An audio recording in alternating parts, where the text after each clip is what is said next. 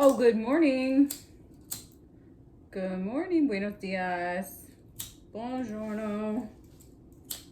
Bonjour. Okay, it's a little quieter today. They went down the street just a tad bit, so that was good. I don't have to hear them right now. Okay, you guys, it is Wednesday. It is March 23rd, 2022. Whoops. Okay. All right, so here's what's happening. There's so much energetically happening right now. And I was, so much. This is the question. What side of this experience do you want to be on?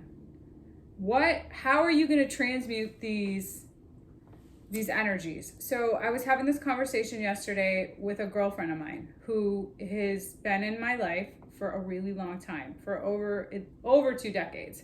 She's more like my family than she is my friend. And we have watched each other experience a lot of life. And how do you transmute those energies? What are those miracles of transmutation? And I say that a lot, but the question is what really does that mean? What does it mean to transmute energy, to make it into a miracle, to create something, to turn a base metal into gold? In historical times, like in the ancient times, an alchemist was the one who could take the base metal and turn it into gold through conscious, intentional, energetic observation. So how do you take your energy and transmute the dark into the light, the basic into the miraculous? How do you take that experience within the context of your reality and take it into the next transmutation?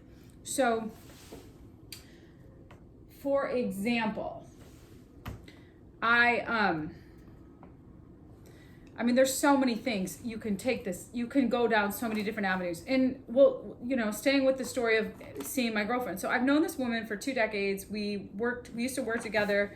We shared an office together. So we developed a relationship. We were in close proximity to each other, doing very kind of, personal, intense work. We worked in an organization where we were working with victims of violence. So or survivors of, however you want to describe that. We were working with these children and these teenagers who were exposed to, physical violence. And so we developed a relationship with each other. We became friends, and she's now more like a family member than a friend. So she and we were talking yesterday about how you can be on this side of this experience or that side of experience. You can take what you have experienced it and use it, transmute it into some insight to teach you how to move forward in the journey, or you can be taken over by it and become victim to your circumstances and develop some not so healthy ways of living and being. So this girlfriend of mine, so about 10 years ago, I had this experience that was very traumatic. I sadly discovered somebody that was very close to me. I discovered this person dead. And in that moment of that actual experience, she was the person that I contacted. I called and she came to me immediately. She came to where I was at, and she, helped me kind of navigate that right there in that moment experience. Then I went to the next location, and another girlfriend of mine came with so then there were 2 of them. So I had these 2 girlfriends with me in this experience that was probably one of the most difficult experiences I will have to confront in my life. And we were talking about how that experience in my specific instance gave me the insight to really develop the understanding of what it means to love, and to never take for granted loving somebody, to never take for granted what it means to be having love in your life. So it took some very like dark moments to get to that clarity, but I was able to transmute that darkness into the brightest light. And now I love so fully, so completely, so hard. I want to love the world from the darkest and deepest essence of my being. I was able to transmute that energy and utilize it to create the path forward. Now, I could have gotten overtaken by that and gone down another path. And there were moments when I was down some paths where I was like, what am I doing? And so this is about how you transmute the dark into light, how you take something that has been so profoundly impacting on your life and use it to transmute you into a higher vibrational frequency. So the reason I brought up those two girlfriends, I was with two women that morning. The one that I was with last night, she is a semi-retired, successful entrepreneur with a multi-million-dollar business. She is a boss, and I have so much admiration and respect for her. She's doing the work. The other woman I was with that night, maybe watching this video, she is, I love her. She knows how much I love her. She just completed rehab for having an addiction to smoking heroin. So there are two profound experiences. Both of those women experienced with me. They both have had similar, realities. They both have had the same amount of tools in their belt. One of them was able to transmute in a different way than the other. So I'm saying to you, what side of the transmutation do you want to be on? What side of this experience of reality as we're going into these new realms of ways and being do you want to be in? I have been hearing so many different readers, astrologers, scientists talking about how we're going through this evolutionary period. And there is this experience where in the beginning of April, we're going to have that Jupiter-Neptune conjunction. And what that's really going to do is either wake you up into a higher consciousness, which I've been talking about, or it's going to take you down the road of delusion. So do you want to wake up, or do you want to go deeper into the matrix? You get to decide. You get to say how this is going to go. You get to create the reality you want to live in. You just have to know how to consciously, if the intention is to transverse into a higher realm, if that is your intention, you have to learn how to take those base metals and turn them into gold. You have to know how to take the dark and transmute it into the light. I've been going through this healing process. Every day I wake up, it does not feel good. And every day I think about how fucking amazing it's going to be when I'm running around again. And I keep going back to that energy. I'm transmuting this difficult healing process into the marathon I'm going to run. I mean, I don't know, that's a lofty endeavor. But the point is how do you transmute the base metal into gold? How do you come from the darkest depths of your experiences and use them to create the brightest light, to come into your full capacity of being, to shine the light on the world in a way that says, we can do this. We don't have to be overtaken by our circumstances. We can be magical, loving humans and make the world a better place.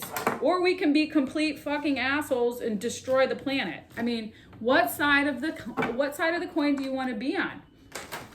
Where are you placing your bets, folks? God. Anyways, I'm shot out of a cannon right now.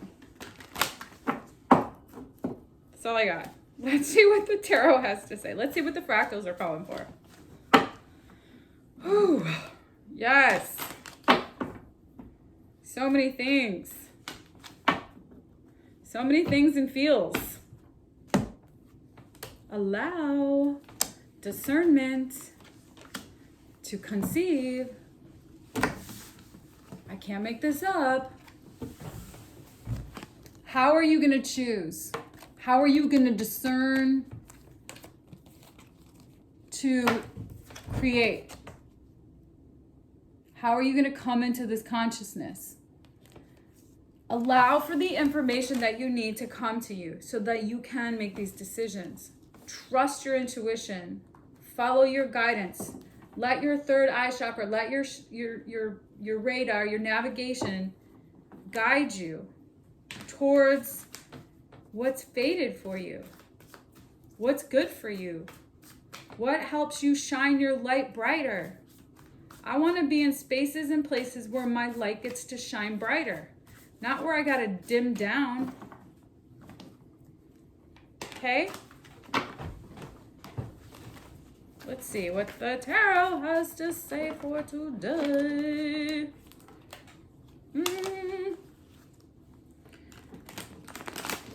You know what has been burdening you. You know what has held you down, held you back, weighed heavy on your heart. You know those things. Now you get to decide. Now what? What are the potential possibilities here that I can manifest? For me, it's endless. When I go into those ethers, when I do that meditation, 10 of Wands, 10 of Pentacles. Hallelujah, praise Jesus. Moon, Magician, 6 of Cups, Empress, baby, 5 of Cups. I talked about this, 9 of Cups, 2 of Wands, 10 of Cups, 8 of Swords, or 8 of Wands. Wow, that's 3 tens. Okay, here's the deal.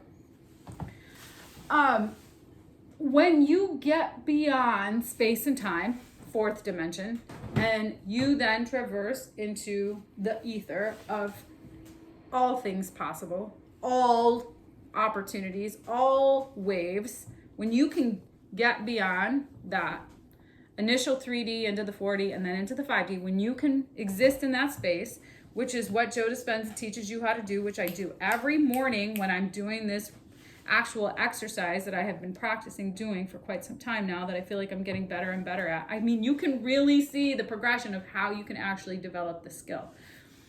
And it takes very conscious, intentional action. So, and sometimes, he talks about how you might not feel like you're doing it right. You're doing it right. The fact that you're doing it is right. If you keep doing it, you're going to keep having more and more profound experiences. And he says all the time, he says, I think I've got it. I think I've had the most mystical experiences. And then bam, something else happens. And then bam, something else happens. It just keeps happening. It's not going to stop happening. So this is what happens where I'm going with this is like when you can get beyond the space-time continuum, when you can get beyond the actual physicality of the experience that you're having, and you can just be the energetic being in the field, in the realm of possibility.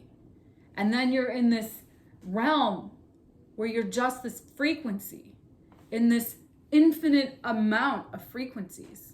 What's possible? Anything is possible. I'm like, I can manifest anything. I have the opportunity to create whatever reality I want for myself. The power I have is infinite. And that to me is like heaven. That's heaven.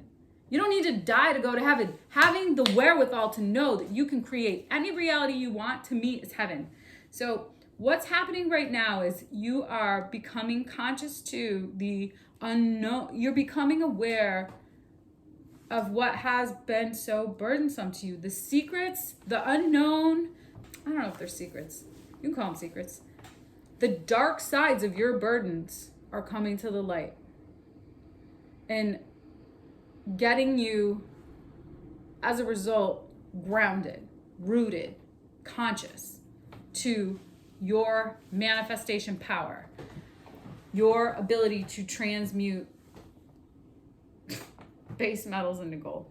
The alchemy card is in here, the temperance card is in here, but the magician is here, and the magician is an alchemist, and the empress is here. So, and the emperor is here. So there's a divine partnership within you, out here. There's a divine partnership, whether it be a past life. The 6 of Cups is here too.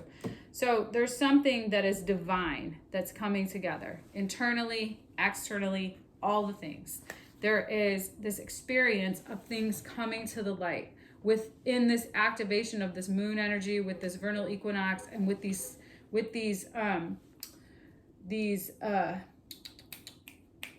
eclipses that are coming up. So in that energy, the magician, the alchemist, has that ignited power. The power becomes even more powerful, if that's even possible. But like I said, Joe Dispenza says when you think you get it and then something more profound happens and you're like, what?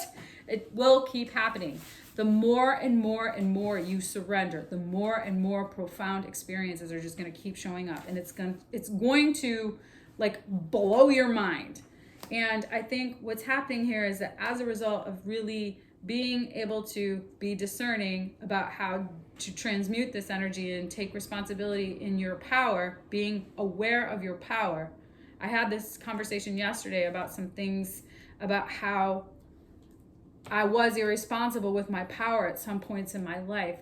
Me and my girlfriend were talking about this, and how when you become conscious to your power, then you can direct it in a very intentional way. You can communicate it and translate it in a very intentional way. You can focus your attention on love.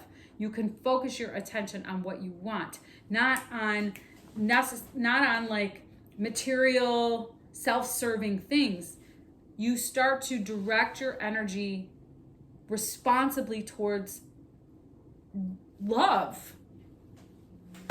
And then as a result of that, the manifestations just naturally unfold in ways that you don't even know are possible. So you've done the work to expand your experience, to grow, to come into a new cycle, and you are now moving in the direction of this authority, of this power, of this experience, of this Aries energy, in this Aries energy. So Aries, Gemini, Taurus, Libra. So again, this has been a message lately. Over the course of the next few months, this energy is being really ignited within you in that Jupiter Neptune conjunction, in the vernal equinox, in these moon cycles, and these experience with, where Saturn, where the moon, where Venus and Mars are, and that Mars energy and how they were conjuncting each other. And this experience is so profound right now. It's changing the trajectory of our humanity. And the question is what side of this experience do you want to be on? Because you hold the power in your own reality. If you can see how your mindsets around lack, your poverty mindsets, your poor man mindsets, your victimization mindsets, if you can see those now and step into your spiritual commitments and step into your spiritual teacher, your leader, your guide, your healer, your mystic, your own internal power, if you can step into that, that's what is needed. If you have the ability to see that now, that's what's working out here. That's what needs to happen. You haven't been able to maybe see that, and now you're becoming conscious to that experience.